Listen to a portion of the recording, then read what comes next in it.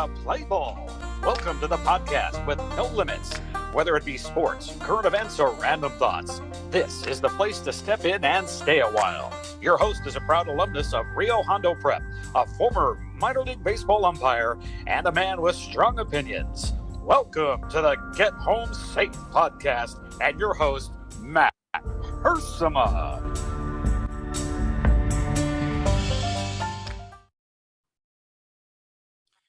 Hey guys, and welcome to another episode of Get Home Safe. It is a Monday morning edition of the podcast in the football season. So we're going to be talking once again with head football coach Mark Carson from Rio Hondo Prep to discuss their big win over the Boron Bobcats from this past weekend. 46-18, I believe, was the score. Great game all around. I shouldn't say all around. It was a great game. Rio executed flawlessly, offensively, defensively. There were some hiccups along the way, and especially in the special teams department. So I will talk about all of that with Coach Carson here shortly. He's a little pressed for time, so we're going to jump right to it. Let's once again bring on the head football coach of Rio Hondo Prep, Mark Carson, talk about the most recent victory and look ahead to next week's game as well. Okay, joined once again by head football coach Mark Carson from Rio Hondo Prep. We're going to recap the game from Boron. We got to do it rather quickly because Coach Carson has responsibilities to get to this Sunday morning. Coach Carson, how you doing?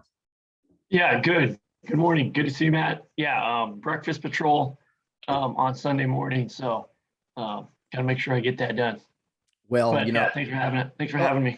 Dude, it's all good. I like it. I like that we can do this early in the morning and get it done before Mondays. Because Mondays are pretty crazy. So Donut Patrol is way more important than the podcast here for the four lovely daughters. So Mark, another good win. Some really good things for the first time, I think, all year. Some not so good things that we can discuss. We'll get into the 46-18 victory.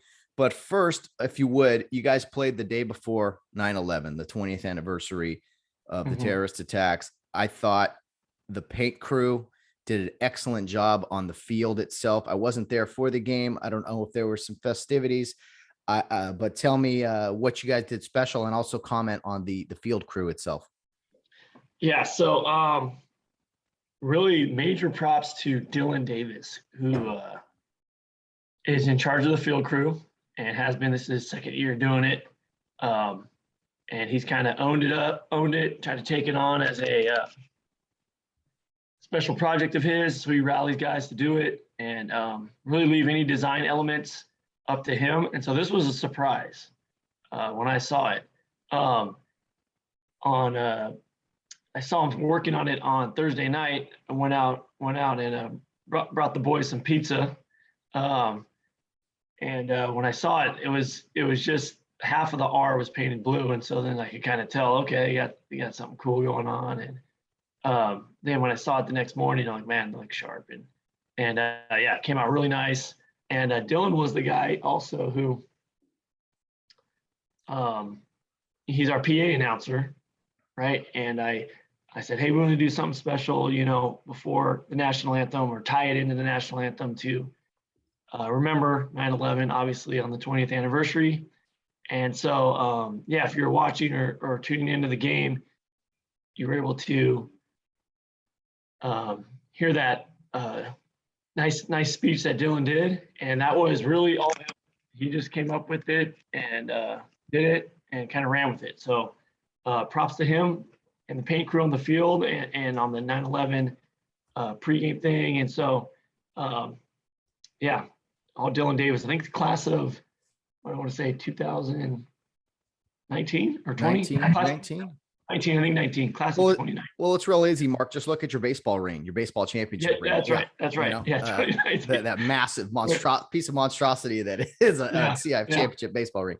Yes, Dylan Davis, CIF baseball champion and Rio Hondo alum. The field looked fantastic. And for those who aren't seeing it, and it's backwards on my background here, or upside down, but it's the RH logo in red, white, and blue, like an American flag, says never forget. I mean, phenomenal. Red numbers for the 50-yard line, just really well done. And Mark, and you tweeted it out. You said, the every good program needs great parents and volunteers. And you talked about dropping off pizza for the boys down there, painting the field on late Thursday night. I mean, that's kind of a tradition in itself. The paint crew really for Rio Hondo football. And it's amazing that it just keeps getting passed down and passed down, and someone always picks it up and does it, and never even have to ask, which is just awesome. Yeah, and just volunteers. I don't know, people probably get it, but yeah, you understand how much goes into putting on a Friday night game, and from the meals the night before and the day of to the volunteers taking your tickets, to the volunteers doing chains, to the volunteers who selling the food. All that, and it all makes for a fun evening and just a great vibe and great experience, and so it's more than just kind of showing up and playing a game when it comes to Friday night football games. At least at Rio, but I think it's true in most places. Yeah. No, amen, Mark, and it really, unfortunately, it's why a lot of programs have faded away. It's not just a lack of participation, it's a lack of support. And that's not just people going to the game. It's people working the snack bars. It's people doing the team dinners and all these things. So Rio, Rio has been blessed with wonderful parents, but amazing volunteers. Because when you go to a Rio Hondo game on a Friday night, I got to tell you, I've been to a lot of games, Mark, all over, and it's a pretty smooth run operation all around. Class act all around. Yeah, we try to, and I think Care Park has even enhanced that further, just with the ample parking. Our parking crew is another one we got to put up. But yeah, the ample parking and just the playground for the kids and the big concourse area, which is turning into kind of gathering place before games, halftime, and after games. We got to shoo people out of there 45 minutes after the game ends because everyone just likes talking and hanging out. But it's cool. It's a really cool vibe. Yeah, definitely. You even have, thanks to our alum, John Frejo Sr., Irwindale PD comes out now on Friday nights too, and we'll have a cruiser parked out front and an officer in the stands walking around, and we really appreciate that. Not that we anticipate needing them, but I think it's just a cool thing to have, and I think it makes everyone feel good to have. That's awesome. Yeah, that's awesome. I didn't know that. It's it adds to the whole scene. Security's good, but yeah, I remember going to football games at Covina District Field with you, which is like a mile from where I'm sitting right now, and there'd be Covina PD. I don't know. It adds to the entire event, which is really cool. Something, Mark, you guys do that I absolutely love, and I know a lot of alumni love this. I got some great comments on the new logo and everything for the 9/11 game, but you guys take the national anthem very seriously. You always have. And I saw a brief moment on the video. The players are aligned perfectly, helmets under, I'm not sure which arm, but the coaches, they have an alignment as well. Talk to me about you guys' alignment for the anthem, why it's important to you guys, and why you continue to do that. Yeah, we want to win the national anthem too, and so man. Yeah. So yeah, we just think obviously patriotism is important, and that's one of the values we try to instill in our young men. And what better way to do it than kind of teaching them to honor the national anthem and honor our country and during that time. And so the crazy thing is, it doesn't take a lot, and if coaches would just spend 5 minutes at one practice, you could say, all right, line up this way, look this way, and then you can do it. But then just, reminding them every time it comes out. And I actually appreciated Boron. They lined up too, and they look sharp. But a lot of teams will just stand there kind of how they were, and, helmets hanging down, looking around. And so definitely, we just try to, we want to win the national anthem too. I love that, Mark. Yeah. I love that. That's fantastic. And in that, you're not making it about you, which a lot of people at other levels, higher levels, I will say, have done, and it's unfortunate. So glad to see it. I put in the hash. Oh, hang on, we lost the light here. Okay, we're back. Sorry, Mark, a light fell here. We technical difficulties. Technical. It's nice to be able to pause this thing. We compensate and adjust. Anyway, the anthem. Proud of you guys for doing that. And you're right, it doesn't take much effort. And I put in the hashtag on my little picture for I put Patriotism Prep, I think. And, Cool. and I think, Rios just does a great job of that as making, awareness really for being grateful for the country we're in. And I was talking to Fred Monteblanco this the other day. It comes to no great amazement really that Rio produces so many police officers, people in the military, and of course, nurses, medical, it's amazing really when you look at the alumni. Yeah. It's I think it's impressive, and it's something that we're proud of. And I think that community knows that we got their back, and so I think it's cool. And real quick, Mark, 20 years ago, 9/11, man. I mean, crazy. I was 16 years old. I was a junior in high school. I mentioned on the podcast that I did a special one Saturday. I remember a lot of things, but briefly, we talked about it last week. Jordan Ross scored 5 touchdowns, 5 different ways that Friday night for us. And I brought it up only because Jordan became a fireman. And I thought that was some little twist of irony. I don't know. Yeah. 20 years later, man, what are your thoughts on 9/11? Yeah, that was I remember it too. I think we all have the story of where we were when we heard the news and all that. And it was, if anything cool could be done, come out of it, I think it was just how it turned into a rallying point for our country as far as coming together and pre social media days, which I think by and large has been a negative for society and kind of driven us apart. And it was just cool at that point to see everyone come together. Then really how sports helped the country heal. And it was really sports, high school on up that brought people back out. And you had that kind of the rallying cry of USA, and we heard all over. And I think it made people feel like, hey, we're going to get through this and we're going to figure it out. And so I think that's my biggest probably takeaway from there. And then just the fact that, it's important to remember it. And so anytime, our groups are on the East Coast on our summer trips, the 9/11 Memorial Site Museum, which is really well done. We always make sure we spend a day there and just so our kids, because they weren't even born, right? I know. And so, so they, you talk about 9/11 to someone our age, then it's everyone gets it, but we got to make sure they get it. And so, yeah.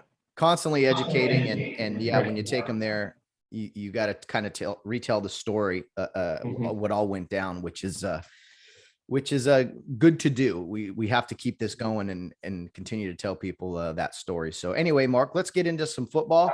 Yes, sir.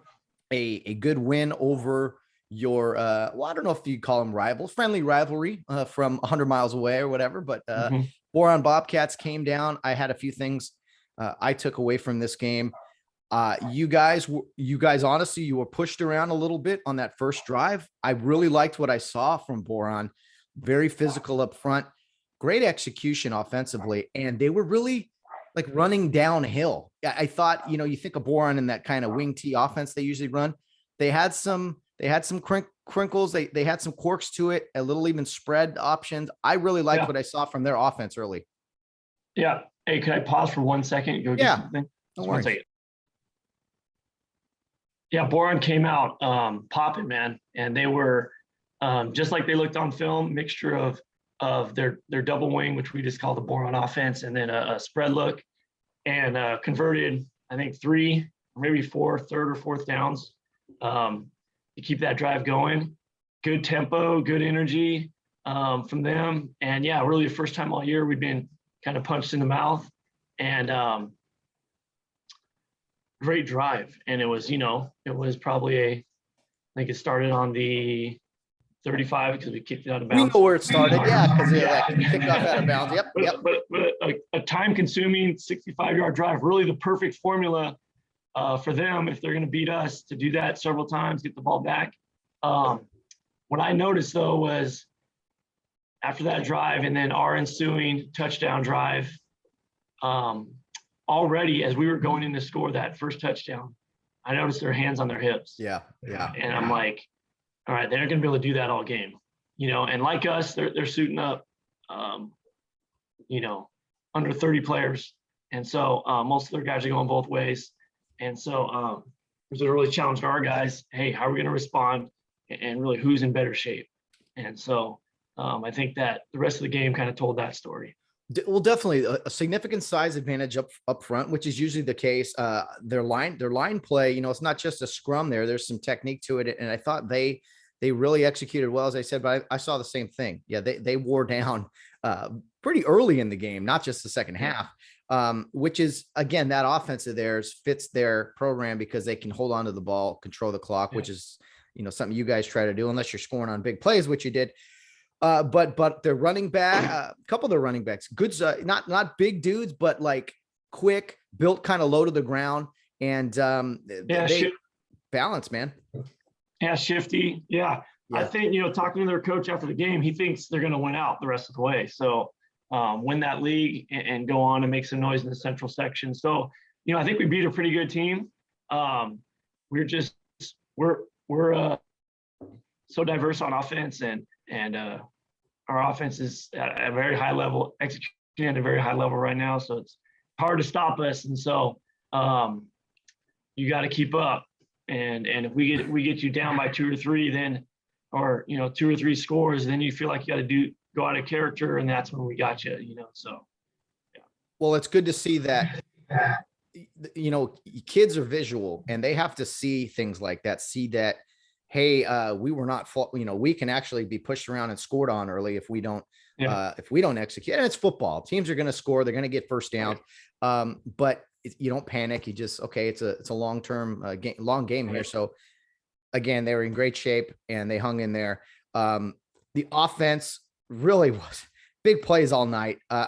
Jonathan Guerrero had quite a night. You got the big man, Ryan McCullough, in space a little bit this week, and Gio Ortega. What can you say about him and some of his plays? So the offense was great. The defense tightened up. Mark, we got our first question of the night of the podcast. And I think you know what it's going to be. This actually came from my father, proud RHP fan. I think he was there at the game. He was either there or watching.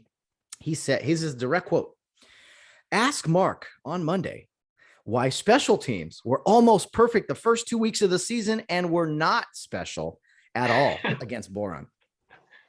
Well, so that's what we get for giving the ball to the special teams coach, the game ball to the special teams coach. There you go.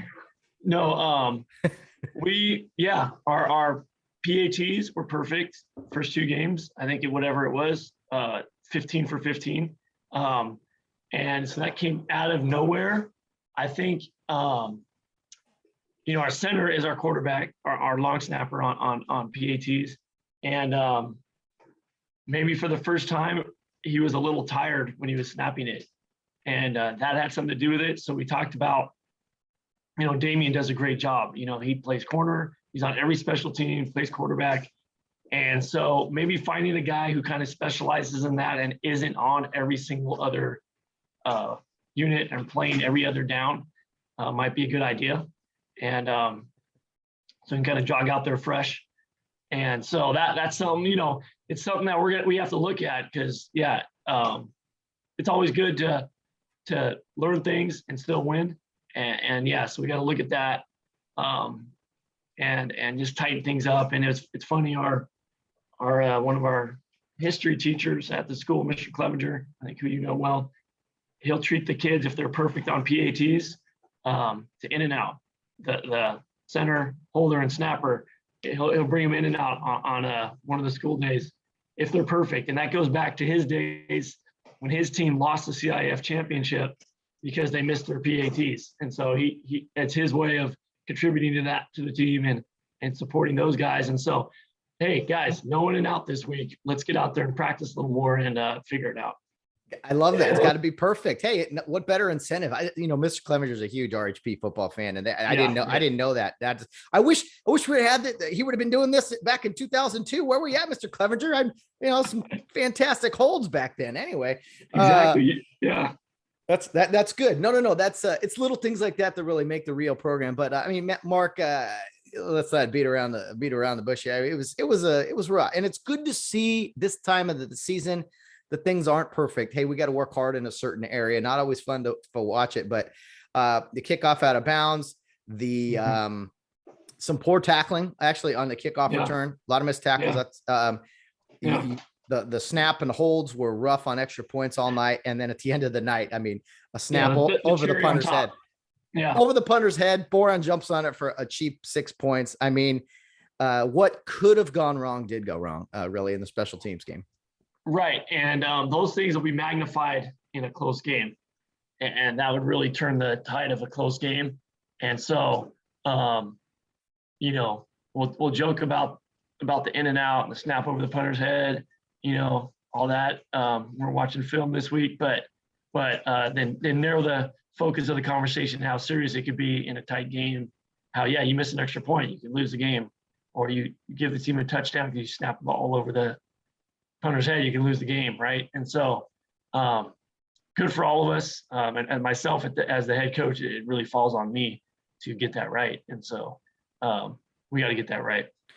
Yeah, we know it'll turn around, and that is an area that we've talked about it before. Rio excels over other, takes it up a notch, really is able to compete in the special teams department, because other teams don't put an emphasis into that stuff. So my prediction, Mark, is perhaps this week going to be a huge bounce back week for you guys in the special teams game. I don't know how it's going to go offensively or defensively, but I think we're going to see some big plays on special teams from you guys, because I know you guys will bounce back and the kids are up for the challenge.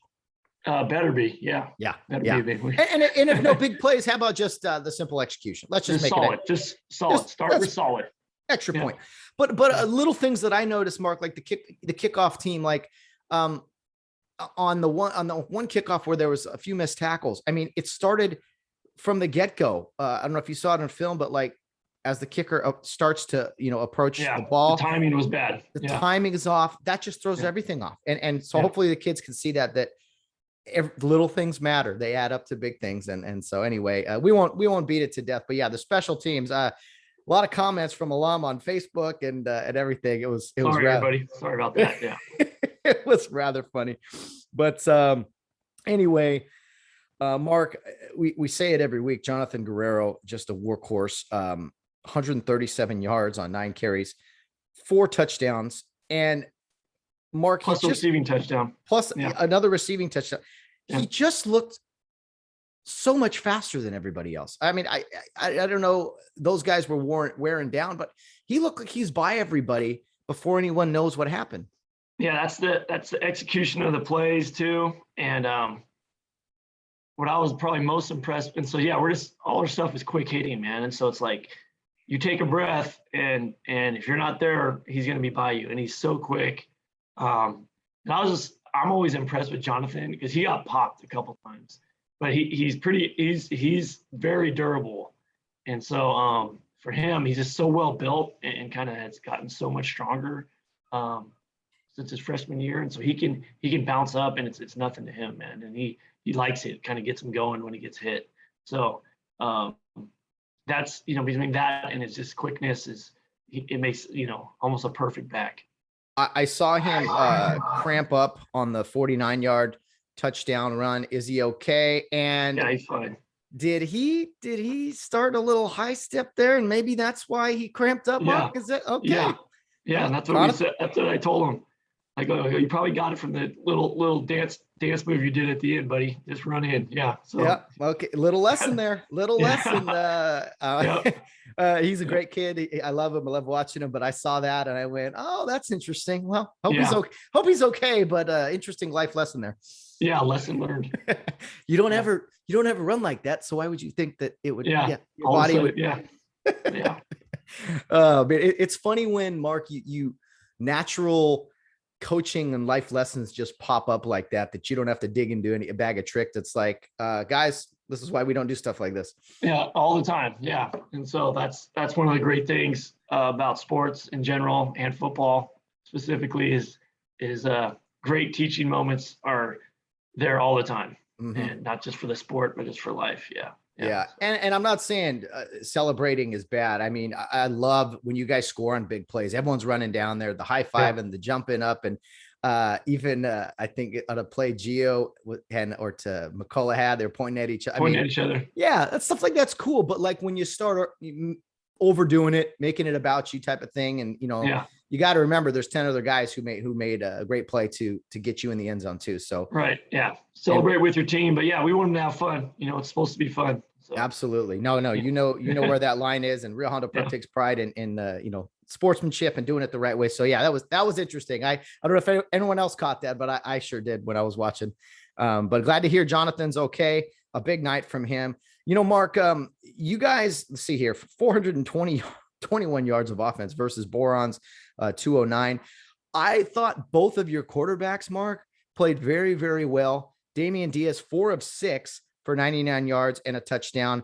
Armando Carbajal, 2 of 4, 56 yards. 51 of those yards being on a touchdown to Ryan McCullough. So talk to me about both of your quarterbacks. Some good throws, one very bad throw, but pretty much good throws. Yeah, good throws. And Armando really adds an extra element of speed. He's one of our faster players, and so he got out on a couple nice runs that kind of got us going in the first quarter. But yeah, they've been accurate, except for that one. But they've been accurate and executing really perfectly our offense and finding the open guys and hitting them in stride. And yeah, you get McCullough, out wide in stride, running downhill, you get the ball in his hands. I've seen it in practice and I'm like, dude, I would not want to tackle that guy. And so I think the opposing DBs feel the same way. And Armando, he's a young guy, super talented, great work ethic. He threw that pick and he was visibly upset coming off. And I busted out the old goldfish story. Hey, Armando, what's the happiest animal on earth? And he goes, I don't know, coach, what? A goldfish. And he goes, why?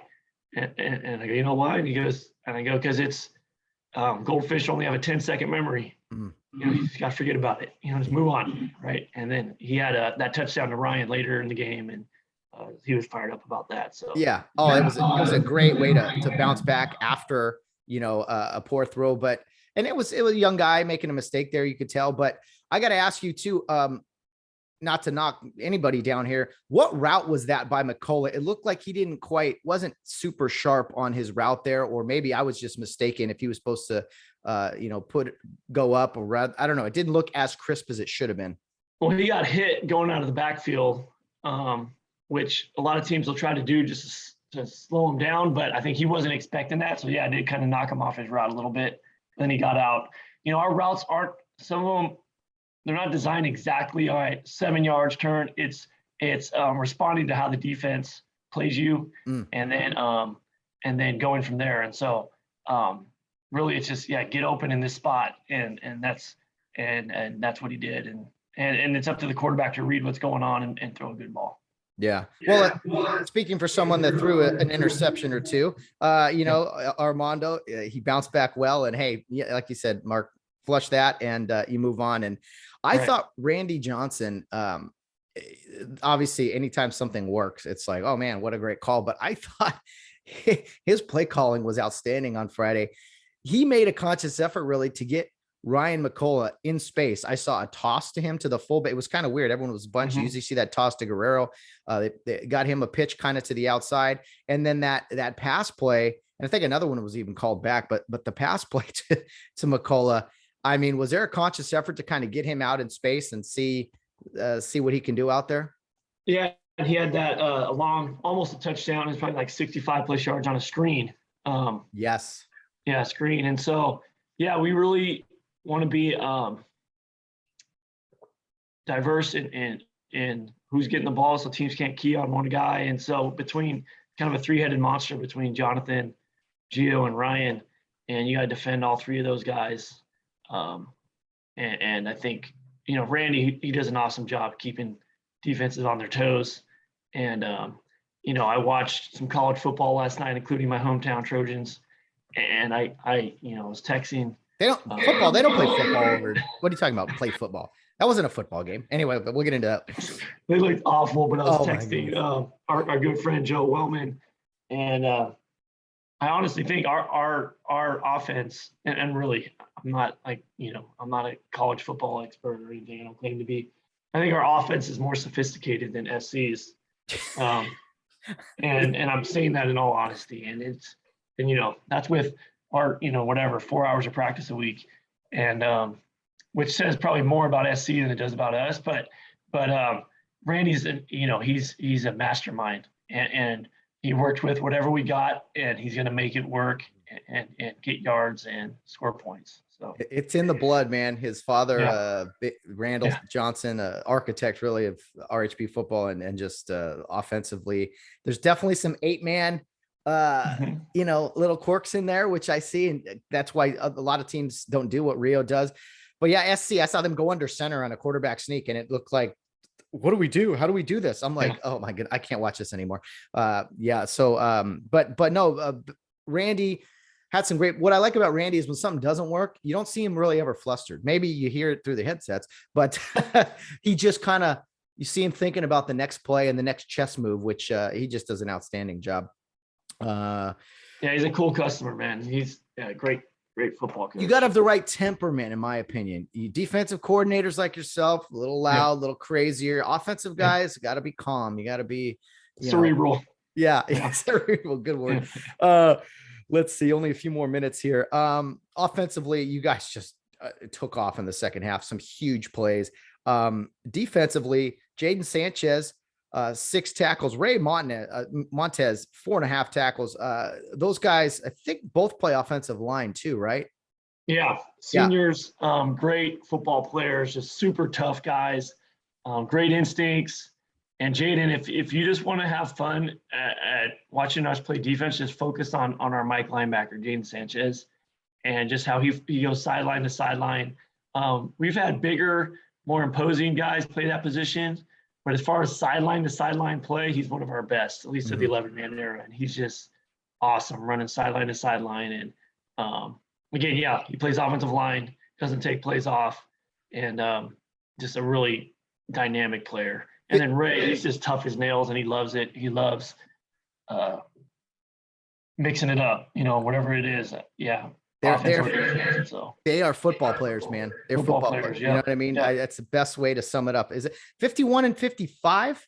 Yeah. Okay. I wrote their numbers down. I got to get the roster going here, but I thought 51, 55, just always hustling, run into the ball, whether it's downfield or making great blocks. And I think there was a pretty great tackle early that set the tone. I can't remember the play. Anyway, I know we're running short on time because you gotta get to donuts and everything. But a few more things. We talked about Gio Ortega. Big plays always, contributing with a lot of tackles too. 5.5 tackles. Pretty good game. Like I said, all around, a lot of things to polish up, which is nice. You guys play Temple City upcoming this Friday, Mark, another public school in the area. What are your thoughts on the Temple City Rams? It'll be fun. This was a replacement game. We were supposed to play Morningside High School, who canceled on us about a month before the season, and really wanted to say why. And it is AD said, or the coach texted me, said it's out, or no, the AD, it's out of my hands, but we can't play. And so we were grateful that we got on and did the whole call around thing and found Temple City. And don't know a lot about them other than that they're 0-3. And they actually, I haven't seen film on them yet either. They don't have a Huddle account. And so I don't know if that's a intentional try to be secretive or what, but they don't have Huddle. So we're going to have to find film some other way. But yeah, Temple City this Friday night. It's Care Youth League night at Care Park. So we want all our care coaches and care families and care kids to come out for that game, and there'll be some halftime festivities for that and all that. But yeah. Very cool. Anytime you get the local flair, playing local teams is fun. Temple City program is not quite what it once was, but I got a surprise for everybody. I was going to hold on to this, but I don't want to say it's going to happen and then it doesn't happen.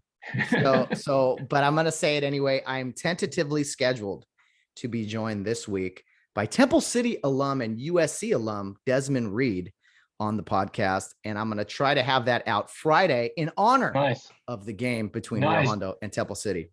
Desmond Reed, great player, man. That'd be awesome. How'd you connect with him? A baseball coach I know, played with him at Temple City, you know, friends with him. He said, "Hey, you want Desmond on?" I said, because I was talking to him about the Rio game. Hey, what's going to be our friendly wager here? He's a Temple City alum, and he said his quote. He goes, "No way, I'm taking Temple City unless you give me 28 points." Yeah, I mean, I don't know if it'll be that bad, but we're looking forward to it, and you know, they're going to have a lot of pride on the line too. Oh yeah. And so, you know, they aren't going to want to come get beat up by us. And so I think it'll be fun. It'll be a fun night, and we're looking forward to it.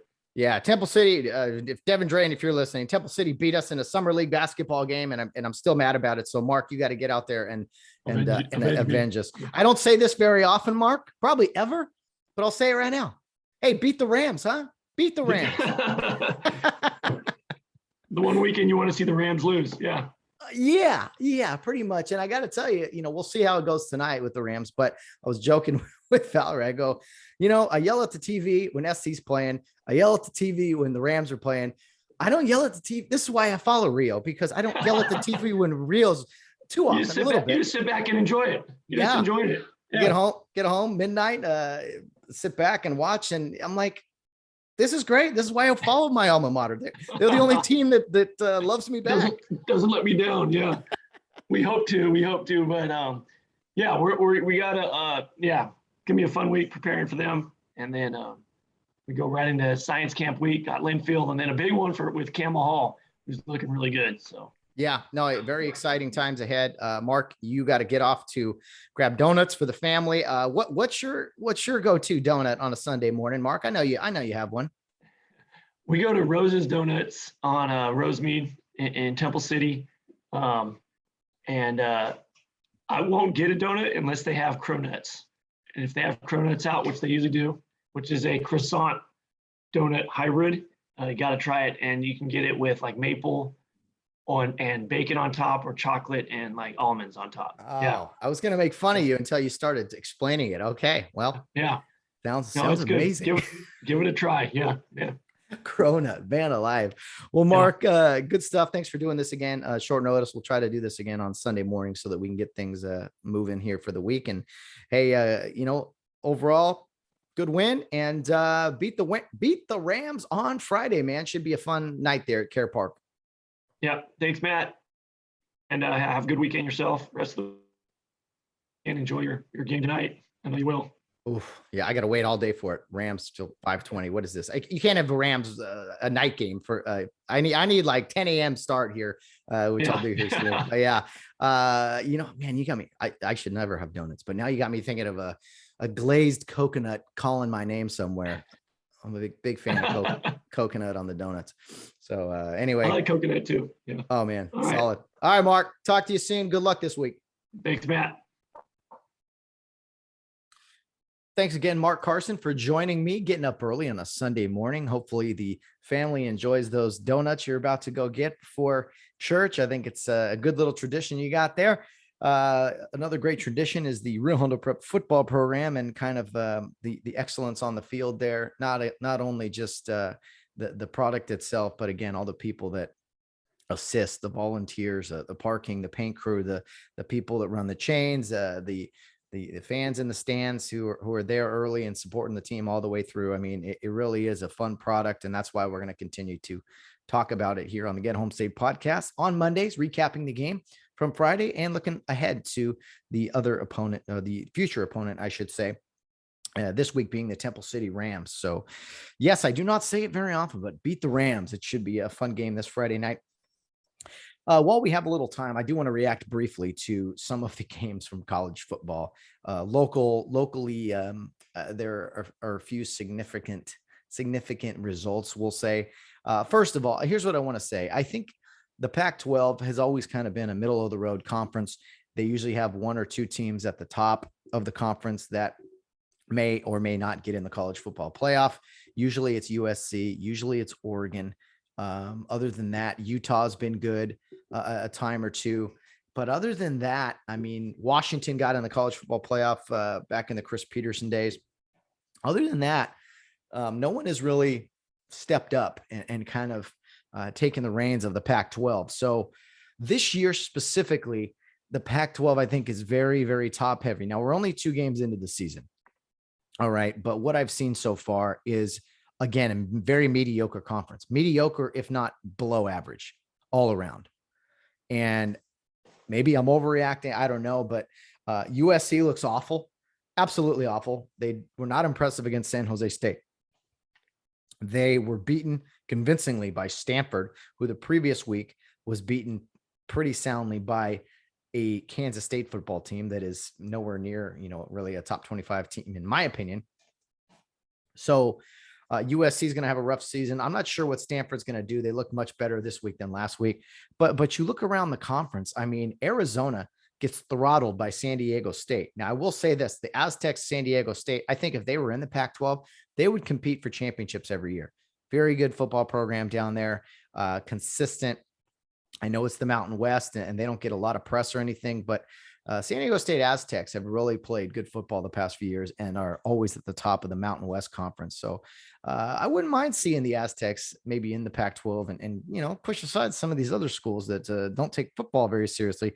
But I would say it was a rough day for the Pac-12, except for one team, and that was the Oregon Ducks going on the road and beating number 3 ranked Ohio State, 35-28. And then, of course, what UCLA did last week with LSU, that obviously speaks volumes to the growth of that program and Chip Kelly. So Mario Cristobal had his team ready to play down in Columbus, and a huge win for the Ducks, who are ranked 12. They'll definitely be propelled into the top 10 here. And so only 2 games into the season, and I think a lot of people are looking at UCLA and Oregon as the 2 top teams, and I think they are, and they're going to be meeting, I think, just before Halloween.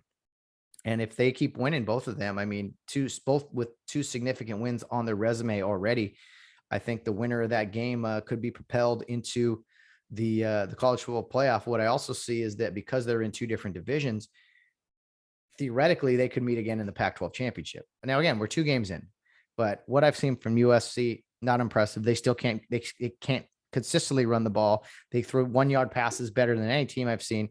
They don't know how to go under center. They went under center for a quarterback sneak, and it was like embarrassing. They didn't even know how to do it. It was just ridiculous. So Clay Helton, there's no way he survives this year. I've said it every year, but I don't think he survives this year. I just don't know who's going to take that job. So anyway, USC program appears to be in shambles, and it pains me to say it.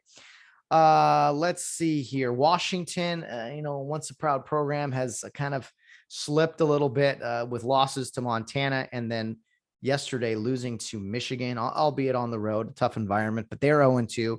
The Cal Bears, they're 0-2 for the first time in a long time, losing to the TCU Horned Frogs.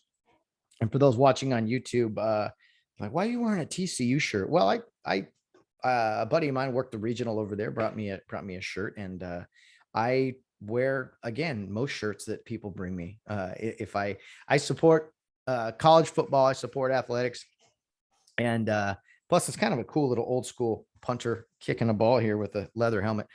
So I thought it was unique. But I've always respected the TCU program back when they were in the Mountain West and Conference USA, and they've always played well. And the Big 12 adding, by the way, BYU, Cincinnati, Central Florida, and Houston. So a good fit there for those 4 teams.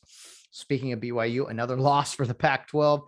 Utah drops a game for the first time in 10 years, I guess would be the better way to say it. But Utah had previously won 9 straight games against BYU, and BYU beat them convincingly last night. So a tough loss. They're in the rain. rowdy atmosphere there. The Holy War, as they call it, Utah versus BYU, going back many, many years. A fun game. One that I would like to get to someday, honestly.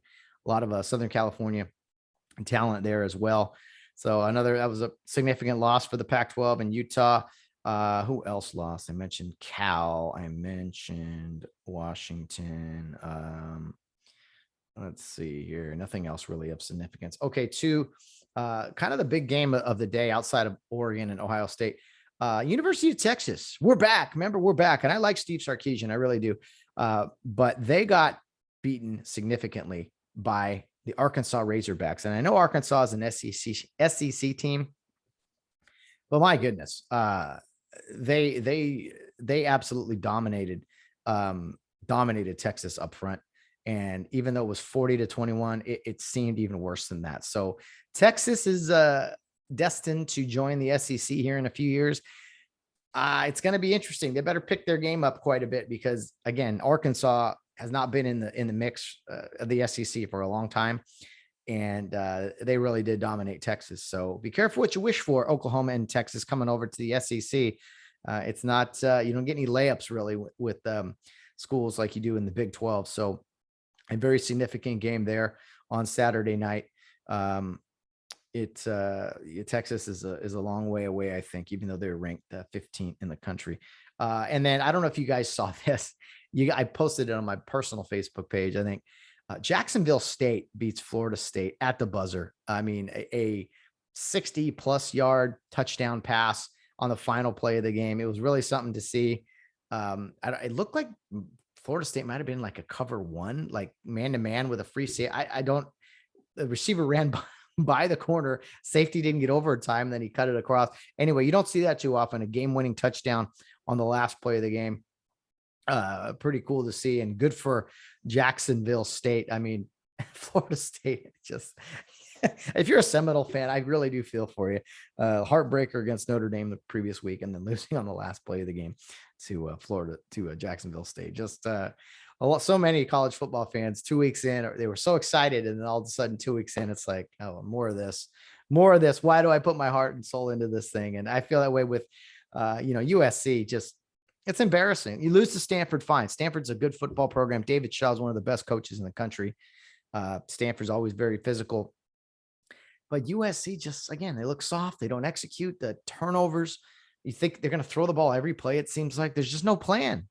There's no plan. And David Shaw against Clay Helton on a level playing field is clearly an outmatched situation there. So Trojans are going to have a rough season. They will not be in the mix, in my opinion. I know we're only 2 games in, but I think from what I've seen, Oregon and UCLA are just hands down way better than everybody else. Okay, real quick, back to the Rio Hondo game upcoming next Friday. I did want to give a brief recap of their upcoming opponent, Temple City Rams. The Rams, again, one time, good program, had some good players. Desmond Reed, who I mentioned, talking to Mark Carson.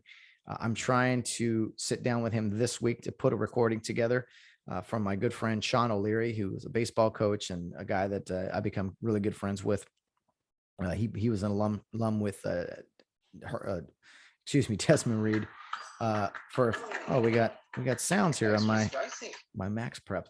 Anyway, he was classmates with or teammates with Desmond Reed.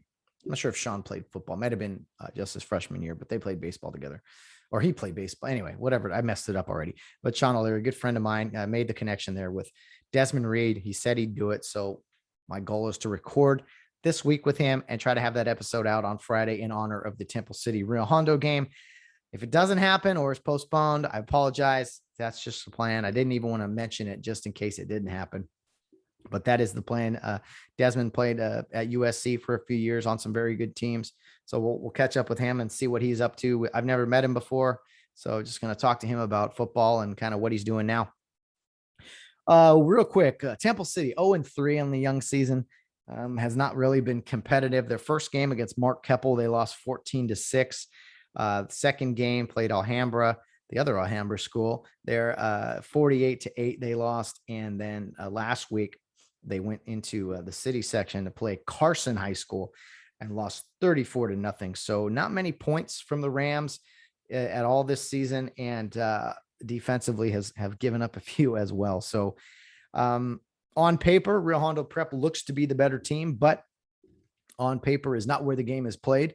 You got to play it on the field, and Rio better clean up the special teams, clean up some of the other mistakes that we saw from last Friday night against Boron. But I'm always a fan of seeing adversity, not necessarily going through it, but I think it's important for guys to be able to go through adversity so that they know it's not always going to be smooth sailing. Like, what are you going to do here? That's the beauty of football, is that it's a back and forth game. You give up yards, you run, you gain yards, you give up points, you score points. It's just back and forth. And that's why I'm not such a fantasy football guy. Because I appreciate the inside of the game within the game, that 4th and 1 play that continues a drive, or a big hit, or, turnovers. And so they all add up over time. And again, I thought Rio played excellent offensively, defensively, minus that first drive. They adjusted, they got better. And then special teams were awful. And that's just focus, really. That's just focus. And I think what happens is you can get complacent, kind of just go through the motions sometimes into playing football, or any sport, really. And I think that's all that happened last Friday night. I think special teams is always going to be pretty good at Rio. They take pride in it, and they will be improved upon greatly. And keep in mind, Mark Carson, the head football coach, he was a special teams guy when he first got on the Rio staff. He was a special teams coach for the JV team. Then he became special teams coach for the varsity, and then eventually shifted into the defensive side of the ball. So Mark has his hand in that, and he's going to be have those guys ready. And I know they're going to be up for the challenge next week. So make those special teams special again, Rio Hondo Prep. I have no doubt you will do that this week against Temple City and in moving forward. So the schedule for Rio, I mean, we're moving along here. 3 games into the season. They already had that 1 game added to a bye week because of a scheduling conflict with Linfield. But Rio 3-0 on the year. They got Temple City this week. Then they go to Linfield Christian on a Saturday after science camp. That game definitely concerns me, with not much practice and then having to make that trip. It was supposed to be a bye week, of course, but hey, you got to play the game in front of you. So hopefully everyone stays healthy. There was a significant injury on Friday night to a young player for Rio Hondo Prep that I'll let Mark talk about that next week, just to make sure everything's all good to go there. But anyway, Linfield Christian, and then October 2nd, a day game against Bosco Tech. So those are the next 3. You always want to just look at one game ahead, right? Temple City this week, but just in looking at the next 3, those are the next 3 before league opens with Campbell Hall. So Campbell Hall is a big game on the schedule. They're all big games, but some tough contests here upcoming in Linfield and Campbell Hall. But first, you got to beat the team in front of you, and that is Temple City High School on Friday night. So I was hoping to be joined by a friend of mine, Sean O'Leary, Temple City grad, to talk about the game briefly. I'm not sure if he's going to be able to do that, but I will step aside for now, take a quick breather, maybe a refill of my coffee, and hopefully be back with Sean O'Leary. But if not, I'll be back to close out the show. And another one in the books here for the Get Home Safe podcast. But hopefully we have Sean here in a couple minutes, but I will step aside right now briefly. Okay, joining me now is an alum of Temple City High School. They are playing Rio Hondo Prep this Friday. My good friend, Sean O'Leary, the class of 2002 from Temple City High. Sean, it's good to see you, man. Good to see you, Maddie. How's everything? Everything is good, man. The podcast has been going over a year now. You were one of my earliest guests back on April 16th of 2020 and talking some baseball. We got to have you back on here real soon for a nice long interview. Yeah, I don't think your viewership is up because of that interview, but the viewership's up just in general. Well, Sean, you are a retired baseball coach. You coached recently at your alma mater, Temple City, led them to the CIF championship back in 2018, your first year. So kind of win the title and then retire. I mean, man, not too bad. No, I wasn't. Not too bad at all. And actually, it seems like yesterday, but it wasn't yesterday, right? So the gray hairs and the kids will tell me that. Oh, for sure. And you've coached other places. You coached the Arcadia Astros, and I think you coached at Monrovia before, but there's something special about coaching at your alma mater, right? Yes. I never thought I would end up back there. I started at Arcadia in 2010 and 11. Then from there, I went to Monrovia for 3 seasons and was lucky to coach with Blackmore and Coach Moore, 2 great coaches. And then Rob Nelson, the head coach at Temple City, was actually our hitting coach when I was in high school.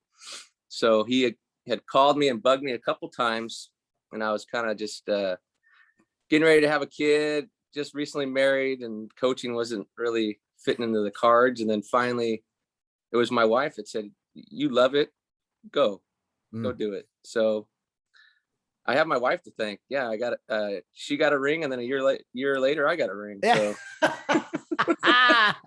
Well said. Except hers has real diamonds. Mine has the cubic zirconians. I talked with Valerie. We joking about marriage someday and everything. And I said, you know what? I want a championship ring for my wedding ring. That's what I want to walk around with. Whoa, what's that for? It's like that's my wedding ring. So now, honestly, would you wear that? I only special occasions. I'd have a band. But I would wear it to like, other weddings maybe. And like, it wouldn't be a big, huge one, just like one of the smaller size, but championship type of design. Yeah. See, that's the one that I shouldn't say we pick, the kids kind of pick it and the coaches sign off on it. Or it's too gaudy. I put it on one time and it sits in the sock drawer. Honestly, It's not even up ace or anything. It's like, that's what Mark Carson, head football coach, said when they won baseball title in 2019. They got this huge ring that's like 6X or whatever, and you can't even wear it. It's just like ridiculous, but that's what the kids wanted. Yeah, it's one of those things that you're wanting somebody to ask about that, right? Hey, what is that, sir? Did you win? Oh, this? Oh, this thing? Yeah, it's just no. Anyway, won my fantasy league. Oh, don't get me started. Well, there's a ton of participation trophies out there these days, so but that is definitely not one. Absolutely. Sean, a few things I wanted to bring you on briefly here because Rio Hondo, my alma mater, is playing your alma mater, Temple City. We've wondered about the day they might play each other. So how you feel about your Rams, man? You want to make a friendly wager about this game Friday? What do you think? Well, I'll tell you what, since you've already spilled the beans about with Desmond or whatever, but I will tell you this. If it was 20 years ago, I'd be giving you about 30 points, 32 points in the first half. And I would gladly think Desmond would probably have about 4 touchdowns in the first half. Temple City, might not cover the first half, but they would win. In return now, since we're in 2021, and I think there's like 25 kids in the entire program at Temple City, dude, you're spotting me 28. Okay. It's 28. Like 28 and a half. But wow. That's like a Ball State, Penn State matchup. Man, those are huge numbers. And hey, I do not condone gambling on high school sports. Just setting that disclaimer. So here's what I propose. If you cover the final score, you're within. If it's 27 to 28 and a half, okay, we'll meet and have a Diet Pepsi on you. If it's over that, I'll buy. Oh, okay. We will. How about this? I got to. It's kind of like that heads I win, tails you lose, right? Correct. That's I don't want to get in trouble for gambling in a high school sport. Maybe off the air we'll make this wager official. But man, 28 points. We got point spreads and stuff now. This is just a whole new level that I can't totally. So is the game? I don't even see. I'm so far out of the loop, and not to interrupt you, but is the game at that field right behind you, or is it at? Yes, Care Park in Irwindale. Okay, so I listen. I hope it's a game, but I'm just gonna tell you, There's no Desmond Reeds. We're gonna be running out of that tunnel anytime soon. No. Okay. There's no Desmond Reeds, and there's no. We're going back too far, but the Busicks in the 70s, Steve Busick in the 70s, and what was the streak that they had? I think those days are gone. Yeah. Okay. Well, tell me about, I mean, Temple City football, you know, I mean, a lot has just changed in the area, but tell me about Temple City football when you were there. Your buddy Desmond Reed had, you know, great high school career and then went on to play at USC. You're the contact for how I hopefully will record with Desmond here in a couple of days and we can put it out on Friday on game day. But I mean, what was Temple City football like back when you were in school with Desmond Reed kind of doing his thing? So let me lead you up to this. So when I got to high school, all I heard about was the decade of the 70s when my dad went to school there, right? So my dad's best friend, Steve Busick, he went and played on at SC, go figure, and then the Denver Broncos, the Rams and Chargers. My best friend growing up, Desmond Reed, the football program still had old history and old tradition, and they were a good team. I think I didn't play. Okay, I was just I was the fan guy. I was rooting Desmond on. I think they won league maybe once. They were second place. They were like a top 2 team. Always went to CIF in our 4 years. I wouldn't call us a powerhouse, but just a formidable opponent. But yeah, when Desmond got into Temple City, that having that dynamic of a player added to a quality team of the area, I would say. Football definitely was one of the power sports 20 years ago when I was in school.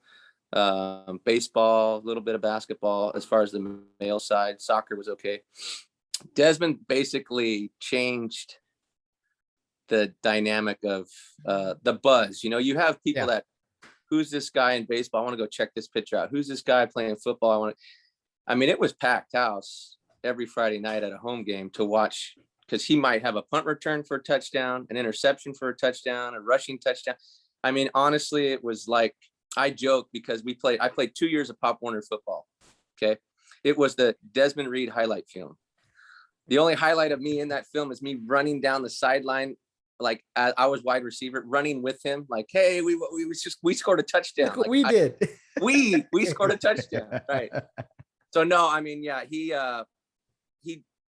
was a multi-sport guy, to be honest with you. So, but football, honestly, it was just, it was fun to watch. And what he did for that program and what he did for the school is, I don't think there'll never be, I shouldn't say never, but in my lifetime, there'll never be another kid like that. So. Yeah.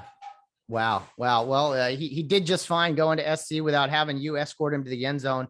Yeah, he didn't need me anymore after that. Like the kid, the little days. But what a concept. Multi-sport athlete. I love that. Always been a fan of that. Although you've always just been a baseball only guy. Yeah, always been a baseball. You know, as a kid, you play soccer, you get other sports. Mom and dad want to try other things and stuff. And soccer, I just couldn't understand the red card, green card, yellow card. I got carded all the time. Like, what does this mean? So I gave up on that. I think it was more so just to run. I was full of energy, so it was just basically to tire me out. But fast forward now, I think it's actually good that kids play other sports. You know, even though I was only a baseball guy, I didn't pick up a baseball and play baseball 12 months out of the year. You know, there was a break time and stuff like that. But to be honest with you, if I told you that Desmond's best sport wasn't football, you'd probably think I was nuts. Wow. Was he a stud baseball player? If he wanted to be. When I say that, I don't mean it derogatory. Like, he just didn't practice, but he could pick up a bat, pick up a ball, and he played outfield. Like, I mean, nothing fell. Natural talent, huh? Yeah. Natural. I mean, there was a time in high school, Matt, I think it was his junior year, because it was my senior year. He literally, back then you could do this, and I'm sure it was legal because they did it. He did a track meet. He either did the pole vault or he did you'll have to ask him, a dash, 100-yard dash or whatever it was, and then came back in his baseball uniform. Okay, like, honestly. Now, water sports, water ski, snow ski, same thing. Like, anything the guy picks up. I would love to see him on figure skates, just for fun. As Bill Barnes would say, shits and giggles, right? So I just love to see it, you know, on ice skates. But no, by far the best athlete I've ever seen. And I don't say it because he's my best friend, but it's just, and he's humble about it. Baseball, honestly, Matt, and I've told him this numerous times, if he wanted to play, he could have played. Wow. by No, far. that I believe it. I mean, athletes are athletes, and they just know how to compete and be great. So no doubt about it. I appreciate you setting up the interview with him. I contacted him and he was cool. Hey, just talk, whatever you need, we'll do it. So we're going to try to record Monday, maybe Tuesday. I want to do it this week so that we can get it out for the Friday episode, obviously with TC and RHP playing this Friday. So Yeah. If you're going to appreciate it. ask him who he's going to pick Temple City, but he's not going to know what the teams in. Oh, no, shape you got to pick your alma mater, of course. And yeah, you're betting. We are. Hey, I'm picking them, but I'm just saying I need some points. We're going to need some assistance. All I'm saying. Yeah. 0-3, man. 3 losses to Alhambra and Mark Keppel and Carson. 3 games that weren't really close. So on paper, it doesn't look good for the Rams. Hey, what we all say, the game's not played on paper, right? So there's still that one outlier, right? That something miraculous could happen. I don't think Doug Flutie's going to come in for the quarterback in the Rams at all, or couple turnovers here. You never know. Anything's possible. So no, it should be fun, man. We'll be texting, I'm sure. Now, will you be present at the game? Are you going to the game, or what are you? I will not. I'm actually off this week, and I'm taking a little vacation for a few days. So I will be you tuning and Val in. going. You and Val going somewhere? Yeah. Nowhere far. Just good. Just get away for a few days.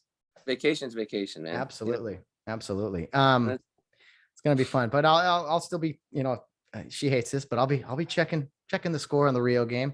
Because the Rio game, I was joking with her. This is the only time I'm not screaming at the TV. USC looks terrible. I don't know what my Rams are going to be, but I'm usually mad at them. So my LA Rams, not Temple City Rams.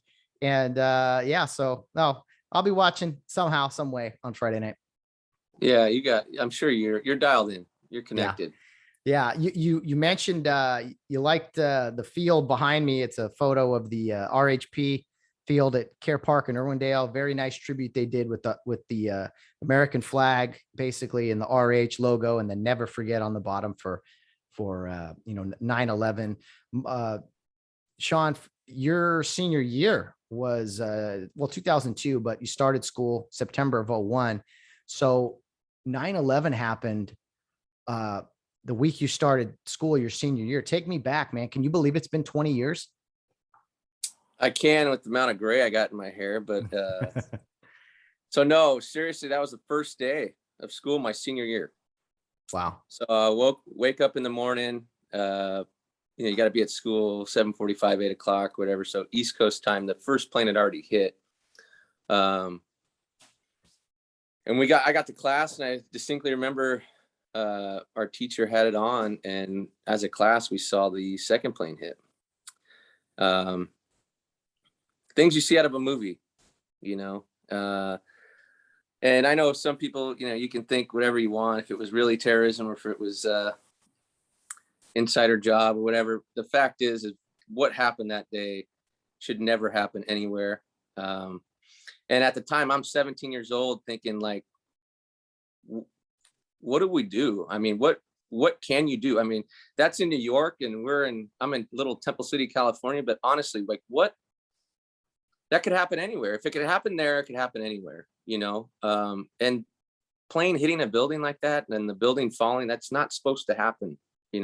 That's stuff you see in movies and see in video games and stuff that's supposed to be fiction, not stuff that's supposed to be fact. How do you remember it?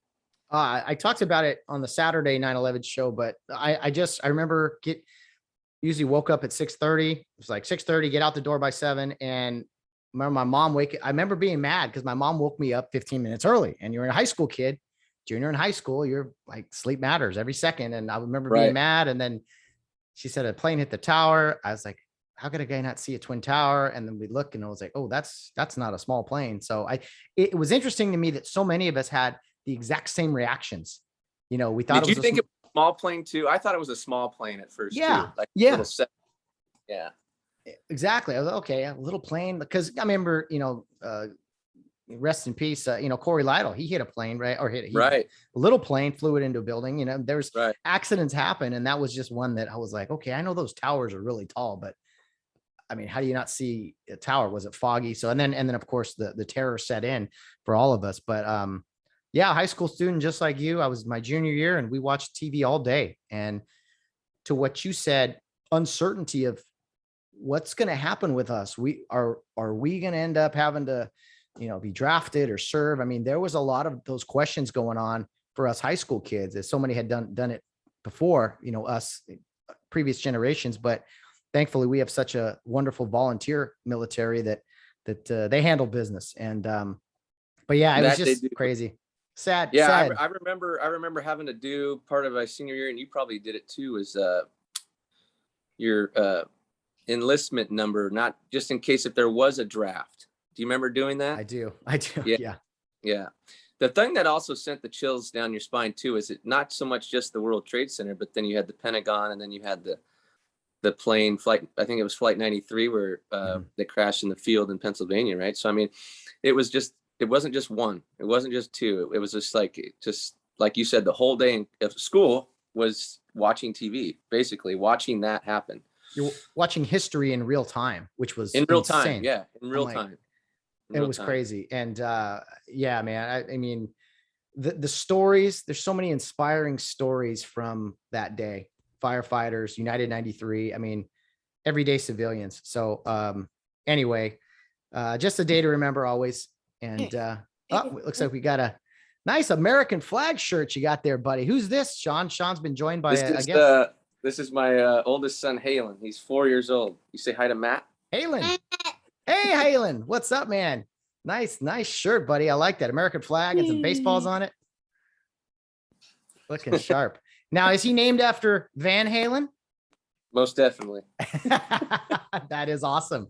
Halen. I got lucky. I said the name, and my wife said, "Cool, let's football." Do it. Yes, sir. I got a football right here. See, I like it, Sean. He's football more than baseball already. Every sport, man. Every sport. Multi-sport talent. I love it. Absolutely. Well, Sean, I'll let you run. You got family things to get to, but thanks for jumping on here briefly. And we'll do a long interview very soon. All right, Maddie. Sounds good. You take care. We got another. Hey, who's this baby brother? Oh, this is Camden. He's 1 year old. Camden, Halen and Camden. I love it. So we got a plate umpire and a base umpire. And he's a baby. Fantastic. Baby. Take care, Sean.